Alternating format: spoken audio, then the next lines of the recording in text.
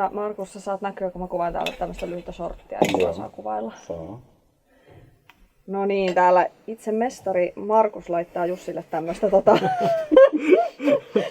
Ei itselläkään pysy pokka päällä. Tää oli kato pohjustus, että kuka sä oot. Itse mestari. Tuottajan roolissa korostuu kalenterihallinta, niin oma kuin myöskin vaikka studiotilojen sekä myös sitten mahdollisten vieraajien ja vaikka podcastajien kalenterihallinta, ihmisläheisyys ja sitten tekninen osaaminen video- ja audioleikkauksen kautta mitä sitten siihen sisältyykään, niin ne korostuu tässä tuottajan työssä. Siirretään vähän vielä tehdään niin, että siirretään Jussi.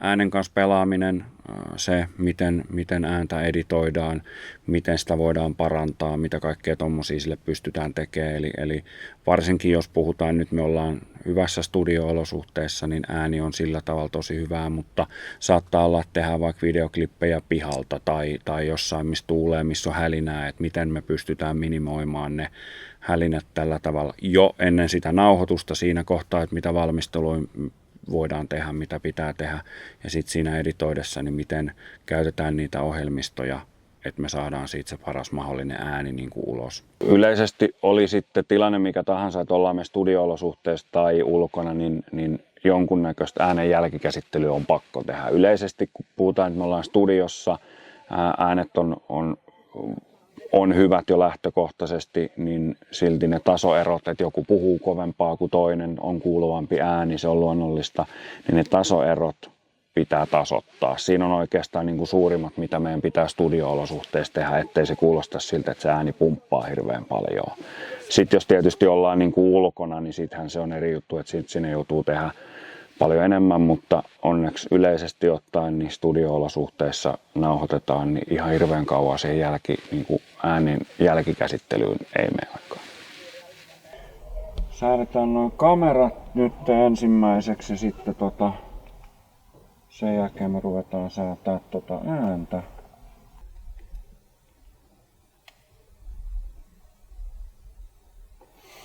Noin. Sitten mä ajattelen, että he on silleen valmiita, että mä voin mennä laittaa mikrofonit oikeisiin paikkoihin ja sen jälkeen säädetään vielä viimeiset noista kameroista, että saadaan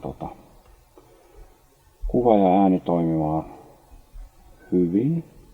Minkälaista podcastia luvassa? Me äänitetään ihmissuhdepodcastia, jossa me vähän niin kuin toimitaan terapeutteina meidän seuraajille. Kyllä, tää on aivan ihanaa. Tää on nimeltään siis Suhde katkolla ja päästään vastailemaan kysymyksiin, mitä saadaan tuolla somessa. Niin se on oikein mielenkiintoista ja tuntuu, että joka kerta kun tullaan studioon, niin mietitään, että okei, mitäs tällä kertaa. Jep. Menkää kuuntelemaan Suhde katkolla. Käykää kuuntelemaan. Edelleen korostan sitä, että se on semmoista ihmisläheistä hommaa, on helpompi toimia ihmisten kanssa, kun kaikilla on niin kuin kivaa ja sun kanssa on helppo toimia ja luotetaan siihen, että kaikki asiat tulee tehtyksi ja hoidetaan niin kuin sillä tavalla, kun on puhuttu, niin silloin kaikki helpottuu huomattavan paljon.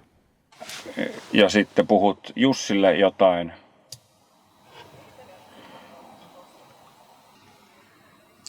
Jes, kiitos. Ja sitten Jussi, jos teet saman. Kiitos, Serit. Ei. Joo, jatka vaan, kiitos. Tuottaja hyppää aika useasti niin kuin mukaan hyvinkin alkuvaiheessa. Et meillä esimerkiksi vaikka Podplaylla niin sisältöpäätökset, mitä podeja tehdään ja käydään läpi, niin meillä on eri henkilöt, jotka niitä tekee, mutta hyvin nopeasti, kun on tehty semmoinen päätös, että hei, tässä olisi aihetta podcastiksi ja tätä halutaan lähteä tekemään, niin siinä kohtaa sitten, kun se on niin sovittu ja varma, niin siinä kohtaa sitten tuottaja hyppää hyvin nopeastikin mukaan, eli silloin tiedetään, mitä tullaan tekemään ja mistä on kysymys ja mitä nopeammin se tuottaja pääsee sen mukaan, niin sen helpompi se jatko on, koska ihmiset tulee tutuiksi ja tuttujen ihmisten kanssa on aina helpompi tehdä töitä.